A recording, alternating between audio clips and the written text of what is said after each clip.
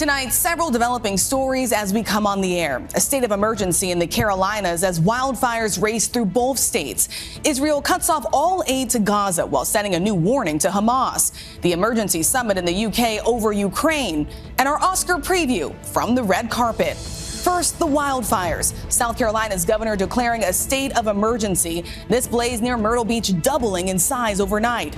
Evacuations ordered in both North and South Carolina. Thick smoke making driving difficult when they might see some relief. The new cross-country storm raising the fire risk in the southwest and possible tornadoes farther east. How this could impact Mardi Gras, our weather team timing it all out. The situation in Gaza growing more tense. Israel stops all shipments into the territory as major differences emerge on how to move forward with the ceasefire. 2 days after the Oval Office blow-up, Ukraine's President Zelensky meets with NATO and European leaders, the U.S. not attending the London meeting. What the UK and France are doing to stop the fighting in Ukraine. Federal workers face a new Monday deadline. Elon Musk and Doge now threatening to fire anyone who ignores a second email demanding they justify their jobs. Thousands of workers already pushed out. Could foreign countries try to take advantage of disgruntled federal workers? The touching tribute in Washington. U.S. figure skating honors the victims of the deadly midair crash over the Potomac. History on the moon, a flawless touchdown for Blue Ghost, the private company landing on the moon without crashing or falling over. The experiments that could help future astronauts. And countdown to the 97th Academy Awards. Will Timothée Chalamet become the youngest to win Best Actor? Will Demi Moore win for the first time in her 4-decade-long career? Lindsay Davis and Whit Johnson join us from the red carpet. From ABC News World Headquarters in New York, this is World News Tonight. Good evening, everyone, and thanks so much for joining us on this Sunday. I'm Rachel Scott in for Lindsay Davis. The countdown to the Oscars begins. We will have more from the red carpet in just a moment, but we do begin tonight with the wildfires burning in the Carolinas. As we come on the air, hundreds of first responders are battling the flames. The governor of South Carolina has now declared a state of emergency. A fire burning near Myrtle Beach doubling in size overnight, 0% contained, threatening homes and forcing evacuations. And massive plumes of smoke can be seen for miles. Fire teams taking to the skies, helicopters and planes helping to douse the flames. More than 30 agencies now involved. Officials say more than 100 fires were ignited this weekend alone. ABC's Stephanie Ramos leads us off from the fire zone. Tonight, urgent evacuation orders in effect in the Carolinas after multiple brush and wildfires erupted, threatening homes and businesses. The Carolina forest fire near Myrtle Beach doubling in size overnight to 1,200 acres and still 0% contained. More than 30 agencies and 400 personnel supporting the firefighting effort. South Carolina's governor today declaring a state of emergency. The inferno sending a massive smoke plume drifting into the sky. Officials warning of low visibility driving conditions. Air support conducting water drops to combat the flames. Carolina Forest resident Barbara Ginta telling us she first saw the flames Saturday afternoon, and then it got worse. So that wind is what started it, and start one fire and just kept going and going and going, just catching everywhere, like all the woods behind us. And how close did you see those flames? How right close here, did it get? right there, right there. See, right there, that's when I woke up this morning. With much of the southeast in moderate drought, dry and windy conditions fueling the fast-moving fires. Wind gusts up to 40 miles per hour, prompting the South Carolina Forestry Commission to issue a statewide burn ban. You can see these brush fires continuing to burn. This fire in Tryon, North Carolina, forcing evacuations. Residents saying the effects could be felt for miles. Oh, you can smell the smoke all the way in Columbus. And there's still a lot of smoke here in this area here in Myrtle Beach as the fire continues to burn. Fire crews are spread out across this area. South Carolina officials say fortunately no one has been injured, and while structures have been damaged, none have been fully destroyed. Thankfully, the winds are expected to die down as we head into the week. Rachel. That will be some much needed relief. All right, Stephanie, thank you. And as you said, the winds are dying down in the south, but now all eyes are now turning to a powerful cross-country storm sweeping the east. Meteorologist Danny Beckstrom from our station WABC here in New York joins us. Danny, time this one out for us. Rachel, this next storm system has the potential to bring high impact weather from coast to coast over the course of several days this week. I mean, just look at all the alerts already posted, stretching from California to the Gulf Coast. So timing this out into Monday, the heavy snow and strong wind could bring whiteout conditions to Colorado and Nebraska. Then critical fire danger focuses in on cities like Albuquerque and El Paso, where wind can fuel new fast-moving wildfires. The severe thunderstorm threat really ramps up into Tuesday with damaging wind gusts, hail, tornadoes, all possible from Texas to Alabama. And in New Orleans, it's not just those storms, but strong damaging wind gusts throughout the day. That could impact Mardi Gras festivities into Tuesday night. Anyone in the danger zone, Rachel, needs to keep a really close eye on the forecast. Danny, thank you. We turn overseas today. World leaders gathering in London to show support for Ukraine after that dramatic meeting in the Oval Office. President Zelensky joined NATO and EU representatives. The British Prime Minister calling this a once-in-a-generation moment for the region. Zelensky later meeting with King Charles. ABC's foreign correspondent Tom Sophie Burge is in London. Tonight, European leaders alongside Ukrainian President Zelensky gathering in London for a high-stakes emergency summit on Ukraine. Can you patch things up with Donald Trump? The US notably absent following Zelensky's fiery Oval Office meeting with President Trump and Vice President Vance Friday. You're gambling with World War III. The UK and France front and centre, agreeing to negotiate a peace proposal that would include the deployment of troops and planes to Ukraine to police a potential ceasefire. UK Prime Minister Keir Starmer saying the US needs to somehow back the plan to prevent Russia from re-attacking Ukraine. Europe must do the heavy lifting. But to support peace in our continent and to succeed, this effort must have strong US backing. Well, Ukrainian President Zelensky is now leaving the summit amid questions about whether he can rebuild his relationship with Donald Trump. For now, though, Zelensky is off to meet the king. It was all smiles and handshakes when Zelensky met with King Charles. But in Washington, a different tune. Today, House Speaker Mike Johnson saying Zelensky must change or resign. Well, something has to change. Either he needs to come to his senses and come back to the table in gratitude, or someone else needs to lead the country to do that. And Rachel, I asked the head of NATO today whether the US will commit to future security guarantees for Ukraine. He said that key conversation is still ongoing. Rachel? Yeah, so some big questions there. Tom, thank you. Staying overseas, Israel has stopped the flow of all supplies into Gaza, including much-needed aid. The border crossing between Israel and the Gaza Strip all but deserted.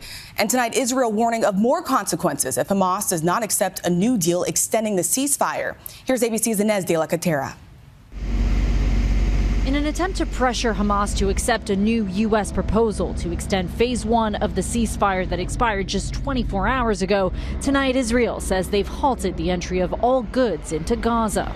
Rows of trucks with desperately needed humanitarian supplies and fuel now blocked at Egypt's Rafah border crossing.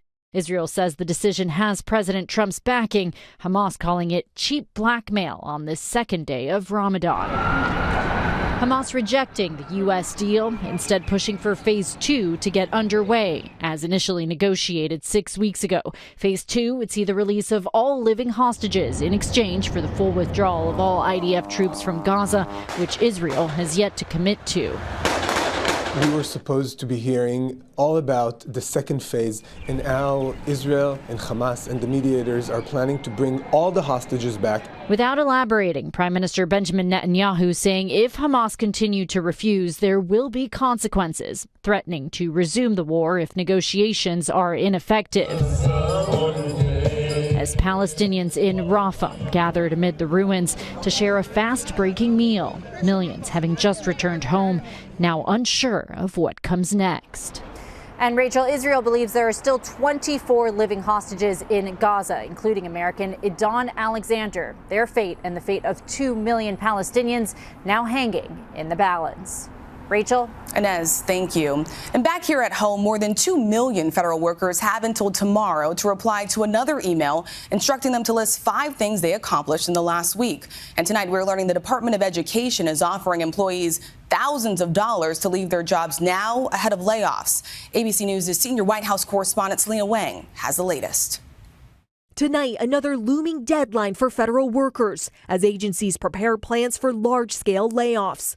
Billionaire Elon Musk threatening to fire government employees who don't respond to a second email demanding they justify their jobs by Monday night. Musk writing on X, the president has made it clear that this is mandatory for the executive branch. The email from the Office of Personnel Management saying it's now a weekly requirement to list 5 tasks they completed in the last week. Secretary of Defense Hegseth telling civilian workers to comply. It's a simple task, really, as Elon said, as the president recognized in our first cabinet meeting, just a pulse check. Are you there? But other federal agencies giving different and conflicting guidance to their staffers about whether and how to respond, only adding to the chaos, confusion, and panic. Musk claiming he's just cutting waste. I thought it would be bad, but I did not think it would be as bad as this. Look, the good news is that it's a target-rich environment for saving money. This veteran currently working for the Army Corps of Engineers tells me he's already on the hunt for a new job. It's almost like a slap in the face, like we don't even matter, we don't count. Are you worried that all these changes could impact our country's military readiness? Definitely. And tonight, a real concern within the intelligence community that foreign adversaries, including Russia and China, could target the growing ranks of recently fired federal employees for recruitment. It's not difficult for a foreign spy service to find a target for recruitment. They just simply have to go online and look at the postings of people who've recently been fired, who are angry, and who are in need of money. And let's get right to Selena Wang. She joins us now live from the White House. Selena, it's another busy week ahead. The president will be addressing a joint session of Congress. What more can we expect? Well, Rachel, something to watch for is how President Trump addresses the economy. He had campaigned on lowering prices for Americans, but right now, grocery prices are high, and economists warn that Trump's tariff plan will raise costs for Americans. In fact, also on Tuesday, Trump's tariffs on imports from China, Canada, and Mexico are expected to go into effect. Rachel? All right, Selena, thank you. And ABC News will have live special coverage of the president's joint address to Congress and the Democratic response. I'll be joining David Lindsay and the rest of our powerhouse political team live from Washington Tuesday night, starting at 9 p.m. right here on ABC. We turn now to the countdown to the 97th Oscars. The festivities just moments away. The stars were out this weekend rehearsing their roles. Andrew Garfield, Goldie Hawn, Oprah, and Whoopi. And last year's supporting actress winner, Da'Vine Joy Randolph. Our own Lindsay Davis and Whit Johnson are on the red carpet tonight as the stars arrive. Rachel, the excitement is building here on the red carpet, and we're told there are some surprises in store, including incredible performances with wicked duo Ariana Grande and Cynthia Erivo. And there are also tributes planned for the late Quincy Jones. That will be part of the memoriam segment. And as well, two-time Oscar winner Gene Hackman, who, of course, recently passed away with his wife. He'll be remembered also. And tonight's awards are taking place in the wake of the deadly wildfires that devastated parts of Los Angeles. The show expected to celebrate the city's resilience and honor the first responders who fought bravely. So, Lindsay, what are you most looking forward to today? I think, as we've been joking, it's a complete unknown as far as who's going to win for Best Picture. Quite often, when we've been doing this a few years now, you have a sense of who has the momentum, who's most likely to win. But this year, it really feels like there's that anticipation that there's really a surprise. A few contenders out there. Absolutely. And that surprise likely to come at the end of the night. Right. I'm really excited about first-time host Conan O'Brien. Yes. And I want to see how he's going to balance the humor of the moment, but also this love letter that's been described to Los Angeles in the wake of those wildfires. Rachel, back to you. A big night ahead. Whit and Lindsay, thank you. And we'll have so much more on the Oscars coming up. We turn now to the successful landing on the moon. Just hours ago, the Texas startup Firefly Aerospace making history, landing its Blue Ghost spacecraft on the lunar surface. Here's ABC's Morgan Norwood. Tonight, the Blue Ghost lunar lander already hard at work, capturing these stunning images. Firefly spacecraft making a historic touchdown on the moon early this morning, following Intuitive Machines' Odyssey lander last year. Y'all stuck the landing. We're on the moon. 95-year-old Buzz Aldrin, the second person ever to walk the moon, giving them a thumbs up from home. Firefly Aerospace just became the first commercial company in history to complete a fully successful moon landing. We kind of all erupted, you can finally breathe, and I don't think I've stopped smiling since. Blue Ghost teaming up with NASA, the agency using private companies as advanced scouts before sending humans back to the moon with the Artemis missions. Parts of the spacecraft made with 3D printing, the lander carrying 10 specific experiments for NASA, including a drill and a vacuum to study moon dust, along with technology that can help NASA astronauts navigate future landings. We want to make sure all 10 payloads get all their NASA science data. It's important to us that we deliver on that promise. And so there's game-changing science on here. And Blue Ghost is on a 2-week mission. It's a real race to gather critical data before the harsh lunar night shuts it down. Now, NASA is betting big on these private moon missions. In fact, more are on the way, one set for this Thursday. Rachel? A historic landing. Morgan, thank you. And there's still so much more ahead on World News Tonight this Sunday. The skating community remembers the lives lost in that deadly midair collision over Washington, D.C. And later we'll take you back to the red carpet for what we can expect tonight. Next tonight, a tribute to the victims in that deadly midair collision over the Potomac. The event in Washington was sponsored by U.S. Figure Skating, with proceeds going to help the families and victims and first responders.